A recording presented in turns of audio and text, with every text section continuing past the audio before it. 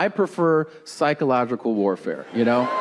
Yeah. I like knowing that I can ask my mother a question and the mere mention of that question might terrorize her mind for years to come. So I chose Christmas. So here's what I did, okay? She's like cooking and dancing. She's like, rikki-tikki-tikki, la la la. I go, Mom? And she goes, Jay?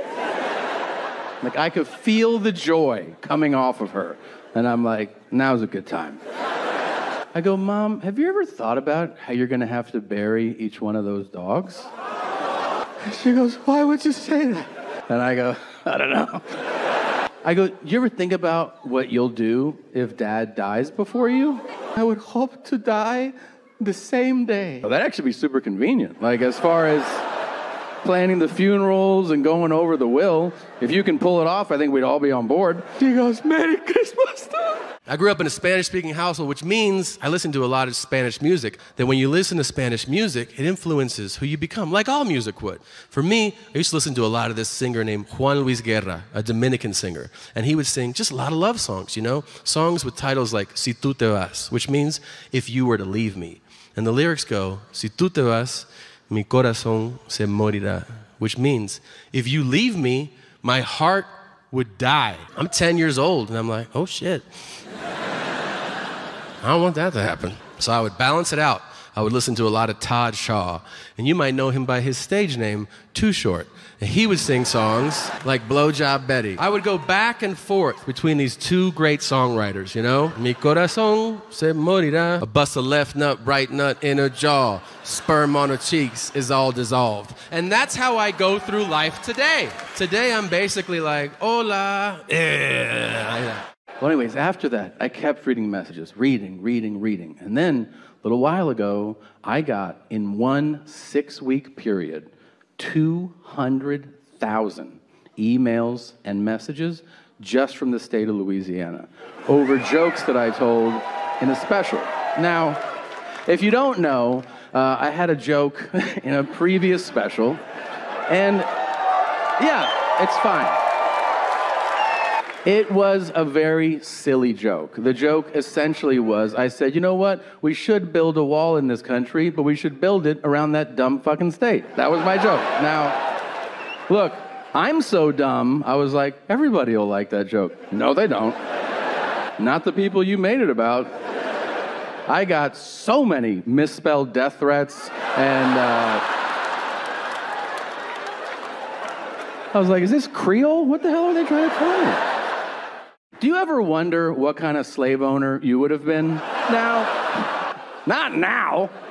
I mean, it's 1831. You're white. You live exactly where you live right now. You guys are like, we don't want to play this game. All right, well, fuck it. I'll play. I know how I would have been. I mean, I love buying cars now. I know we have 3, but look at this fucking guy. All right, well, hey, if you didn't like that joke, don't think about it. Now, my dad's a Vietnam vet. You know, some of them are cool. Some of them don't want to talk about Vietnam. My dad does. Some vets are like, I don't want to talk about it. And my dad's like, what do you want to know? Here's what I wanted to know when I was a kid. It's terrible to ask a stranger this, but it was my own father. And, you know, I'd seen a lot of movies, so I'm like, you're in the war. Did you kill anybody? The first time I asked him that, he goes, no, I didn't. I go, all right, okay. A few years later, I asked him again, did you ever kill anybody? He goes, it wasn't like that. I was a lieutenant. I was in charge of people. It just didn't work like that. I said, okay. And then a few years later, I asked him again. I go, did you ever kill anybody? And he goes, I threw grenades into bunkers. I go, were there people in there? He goes, there were, yeah. Just little pieces by the time I got in there. And then last year I go, did you ever kill anybody? And he goes, there's no better feeling than killing the enemy. Whoa. I'll tell you a fun story, all right? When I first got to LA many years ago, I met a girl in a bar. She took me back to her place. We start messing around. I signed the consent forms. We start messing around. As we're doing it, she reaches around. She puts a finger in me. And I go, and she goes, hmm?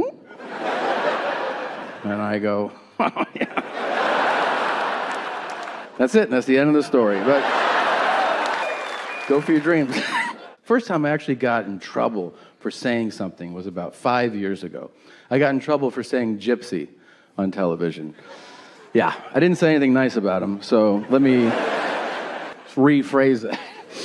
I was just like, I was on a show. I was like, who doesn't hate gypsies? And then everybody on the show was like, we're with you. But afterwards, they found out.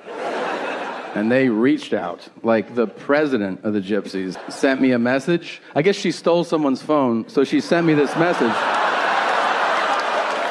We can tell who travels. So she sent me this message. She was like, you said the G word on I was like, huh? The G word? Well, I'm a grown man. And this is over email. She's being a real B word, so I didn't want to push her, make her a C word. You know what I mean? Where are my N-words at? All right, well, look. Had a bad day, we need to loosen up. Going out tonight, everything's gonna be alright. Put on the makeup, get lit tonight. Ain't no mistaking, holding nothing back, excite me. Oh, just a minute in your brain, you see me and you look away. Say that's gay? Damn. I used to abuse that expression, I'm not gonna lie. And never for anything remotely sexual. I just would say it all the time. Like if you were like, I'll have a water, no ice, I'd be like, that's gay, Why do you have so many balloons? That's gay. Shit like that.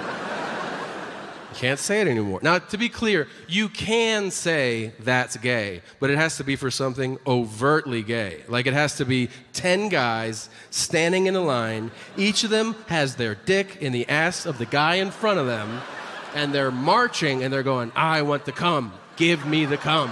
I want to come. And then you can go, that's gay.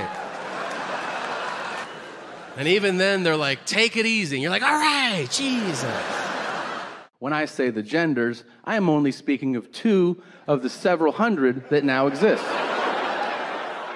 I would like it to be clear where I stand. I have no problem calling anybody anything they wish to be called. It is no burden on me. You can identify as a shoelace if you want to. And I will call you Zippity Zimzer if you ask me to. Do I think it's a little silly? Yeah, but so is badminton, and that's an Olympic event, So you can't say midget? God damn it. I never thought we'd lose that one. Can't say it. People get very upset. I never said it to be cruel, and let's be honest, it was perfectly acceptable for years. The best part about the word midget before it became offensive is that it's specific. You know exactly what someone's talking about when they say it. That's what was great about it. You could be like, oh, I was at the zoo today, and I saw a midget. And you'd be like, oh, did they feed him to the lions? Like, what happened next, But now, I can't say that. Now I gotta be like, I saw a little person. And you're like, was it a child or? I'm like, no, under 4'11" with the hands? Oh, okay. Your dad, with all due respect, is kind of a piece of shit. A little bit. And if you're like, not my dad, he's good. Yeah, to you. He's not always like that to your mom. If they've been together 3 decades, you don't think he says some off-colored shit? Every now and then? Of course he does. They're laying in bed, your dad's tossing and turning, he can't sleep. And your poor mother, is everything all right, dear? It's fine. Was supper good? Yeah, shut up, I'm trying to sleep. Can I do anything to help? Yeah, you can lick my balls, all right? And you want to know something? Your poor mother, she does it, all right? She... In the darkness of the night, a flicker starts to glow. A beacon in the shadows, a light that starts to flow. Illuminating pathways where once there was despair. In the depths of obscurity, hope begins to flare. Like a flame in the wind, I ignite from within, casting rays of brilliance, banishing the din. With each step I take, I brighten up the way. In the realm of shadows, I become the day. I'm the light in the darkness, the spark in the night, guiding lost souls towards the morning light. Through the tunnels of uncertainty, I'll be the guide. For I am the bearer of hope, in me dreams reside. In the labyrinth of life, where shadows dance and play. I'm the ray of sunshine, turning night into day. With every glimmer I cast, I unveil the unseen. In the tapestry of existence, I'm the golden sheen. From the darkest corners to the highest peak, I'm the radiant glow that even shadows seek. With every flicker, every beam I emit, I dispel the darkness, I never submit. I'm the light in the darkness, the spark in the night, guiding lost souls towards the morning light. Through the tunnels of uncertainty, I'll be the guide. For I am the bearer of hope, in me dreams reside. In the symphony of life, I'm the crescendo's rise. In the canvas of the universe, I paint the skies. So let the darkness tremble, let the shadows flee. For in the heart of radiance, I'll always be. I'm the light in the darkness, the spark in the night, guiding lost souls towards the morning light. Because she's a ball hog, so your mom gets down there. And she goes, I like my life. Oh, your mom. Now, your grandma. Think about some of the things that she's done.